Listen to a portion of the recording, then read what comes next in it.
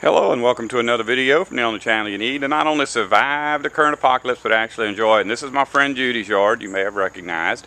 I did a video like this about 6 months ago, and occasionally somebody will step into that video and say, well, what's her yard look like now? Because this is winter, a different time of year. And around here in the deep south in the winter we grow a lot of greens, so that's what her garden looks like. You notice she has a little yard over here, just a little bit of lawn to kind of halfway fit in, or try to fit in. But for the most part, every inch of this yard is planted in crops.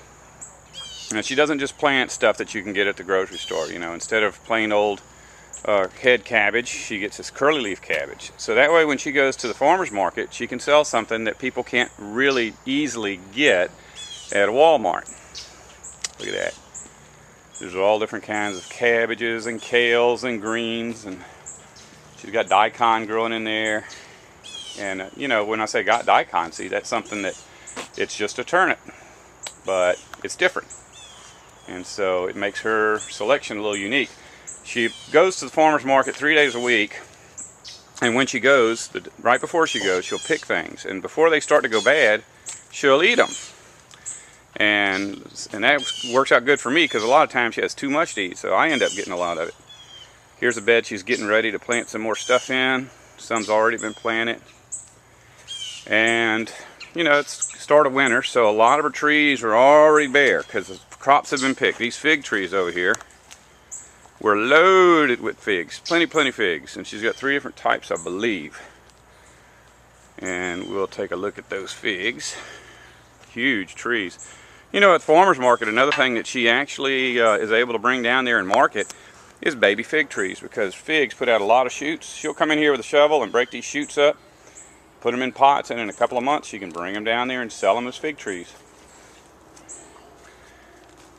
Some of the things that are growing here are doing wonderful. Some things just don't seem to be getting up there, like this little lemon tree, orange tree. And so when you find a spot, this is the way I always do. If I find a spot where citrus doesn't grow, I plant other things around it, and eventually if the citrus doesn't catch on, cut it down. But these are all guavas. I think she's got a lot of pineapple guava. And she's got a few cactus in here. And since she started planting guava, I've started planting guava, and she's planting pomegranates. So I've started planting pomegranates. We'll go on around here and take a look at our most recent project. Here's a little pear tree she put up. But we built this greenhouse. I don't know how long it took us. I don't guess it took too long. Look at her, she's trying to escape away without getting in the video. But anyways, this thing took forever because we just had different things go on. This one, my mama fell down and I couldn't come over here. And then after that, something else happened. But we eventually got it made. And look at that.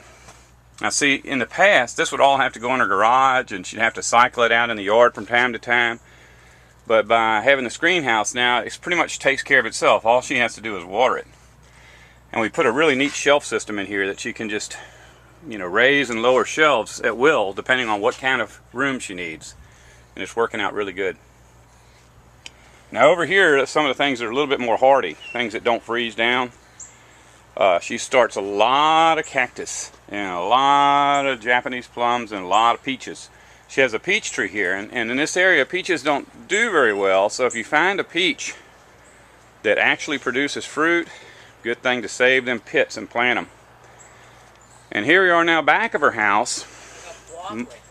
Well, we got back there broccoli. Oh, and on the other side? No, right there. Right here. Oh, those are the broccoli. Oh, let me see if there's any heads on there. You got any heads on these broccolis? Sure does. Look at that. Isn't that beautiful? I'll tell you something else too. If you ever grow broccoli, now we don't do good with broccoli here in the South. Judy seems to do better than most. But I love the leaves. The leaves of a broccoli plant to me taste like collard greens. And when I eat broccoli, I'll leave the leaves there and the next day go pick the leaves. Look at all this neat stuff she's got up in here.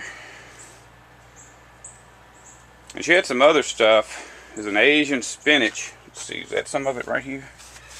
I don't know. I can't tell which ones are which, but they just grow everywhere. And even after she cuts them down, they come back. So that's a good thing to have. Now when I get around here, this neighbor's dog is going to start barking, so I'm going to try to be quiet, but you can see what's going on. like I said before, she plants things that you don't just get at the store. And you rarely see these little kumquats at a grocery store, Walmart or anything. So when she shows up with kumquats, people go crazy over that. Everybody wants to buy kumquats. I don't know why. I like them, but they're not all that great. I think I got 4 kumquat trees. But see, hers are a lot bigger and producing a lot more. They're not as big as my mama's, but they're big. And here's a little satsuma.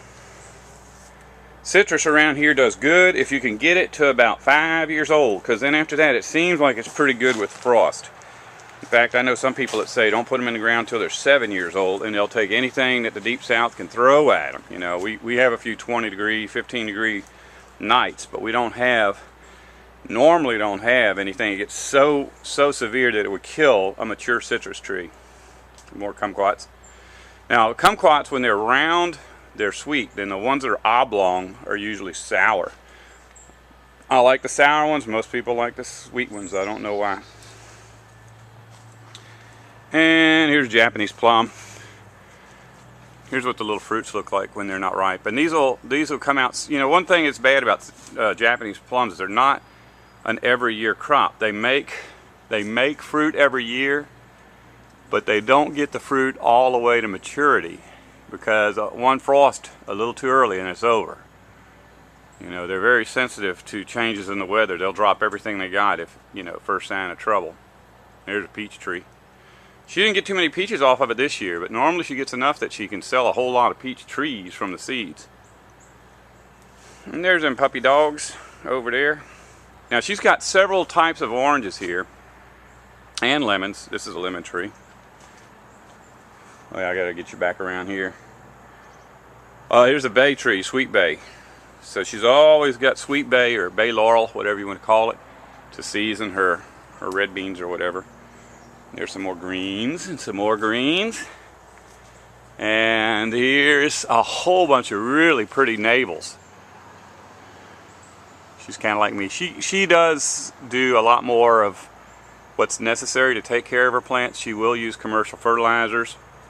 And if necessary, she has used different kinds of, mostly she tries to use natural insecticides, but down here all citrus is covered with what's called whiteflies. There's not anything you can do about it except use chemicals, and since she doesn't do that, you'll see what they call whiteflies is not really like a white fly, but it leaves them this, you know, this black color, gray color, and sometimes it'll get off on your fingers.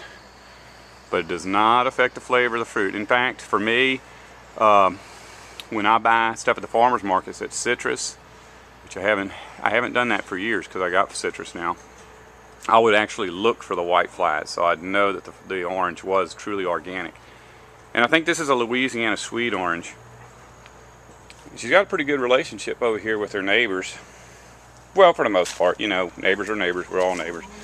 But look at this, her tree hangs over, and the backside even is loaded with fruit.